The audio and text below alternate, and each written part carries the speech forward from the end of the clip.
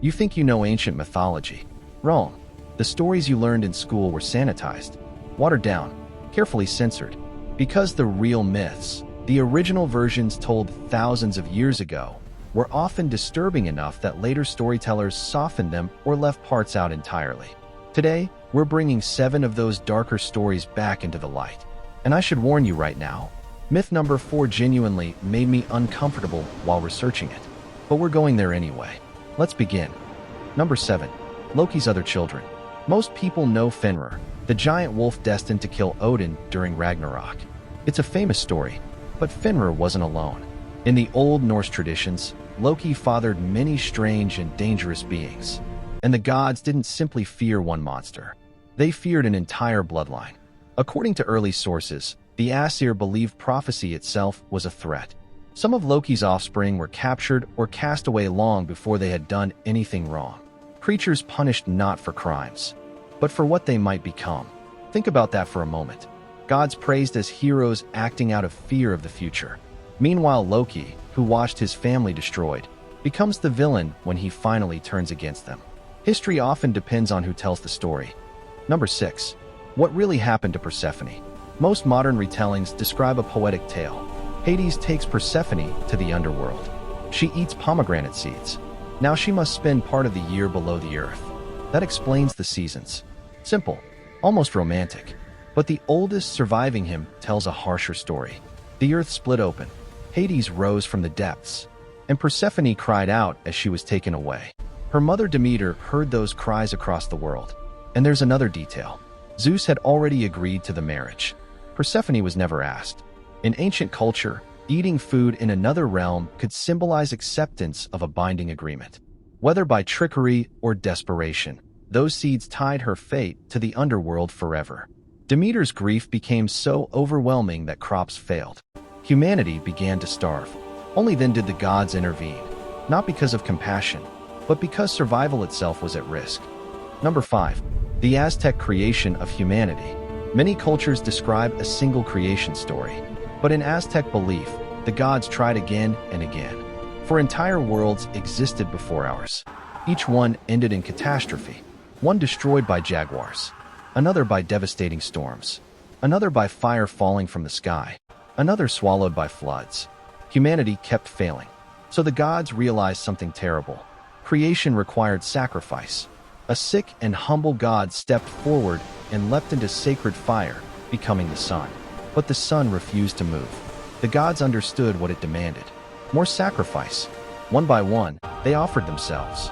Only after their deaths did the sun begin its journey across the sky. To them, sacrifice wasn't cruelty. It was survival. Without it, the world might stop. Number 4. The full story of Kronos. You probably know the basic version.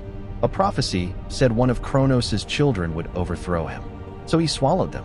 Disturbing, but familiar. Ancient writers describe something far more terrifying. Each time Rhea gave birth, Kronos seized the child immediately. 5 times. 5 newborn gods taken from their mother. Hestia, Demeter, Hera, Hades, Poseidon. Rhea eventually refused to lose another child. When Zeus was born, she wrapped a stone in blankets and handed it to Kronos instead. He swallowed it without hesitation. Zeus grew in secret, and when he finally returned, he forced Kronos to release his siblings. They emerged alive, fully grown, after years trapped inside their father. A prison without light, without time, waiting. Number 3. Lamia, remembered as a monster who stole children in the night. But she began as a queen, mortal, loved by Zeus. They had children together. When Hera discovered the affair, she didn't punish Zeus. She punished Lamia. Ancient writers say Hera destroyed Lamia's children and cursed her with endless grief. Some traditions even claim Lamia could never truly rest. Grief and exhaustion slowly destroyed her sanity. Eventually, she became what people feared, a figure mothers warned their children about. But perhaps she wasn't born a monster at all. Perhaps she was made into one. Number 2. Prometheus, the Titan who gave humanity fire. Zeus chained him to a mountain as punishment. Each day an eagle came to feed on him. Each night his body healed. And every morning the suffering began again. Ancient belief held the liver as the center of emotion and sensation. So the punishment was chosen carefully. Maximum pain, Endless repetition, day after day, for thousands of years. His crime? Helping humanity survive.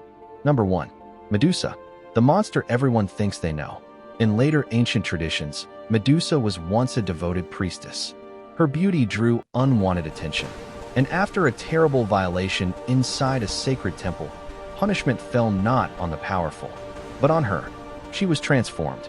Snakes for hair, a gaze that turned others to stone. Banished from society, heroes came seeking glory. None asked her story. When Perseus finally defeated her while she slept, new life emerged from her blood. A reminder that tragedy often hides beneath legend. For thousands of years, she has been remembered as the villain. But sometimes monsters are simply victims whose stories were never fully told. So there you have it. 7 myths remembered in darker forms. Stories that remind us ancient mythology wasn't created to comfort people. It warned them. Power could be cruel. Justice could fail. And sometimes the line between hero and monster depended entirely on perspective. If this disturbed you a little, good. That means you were paying attention. Subscribe, because next time, we're going even darker.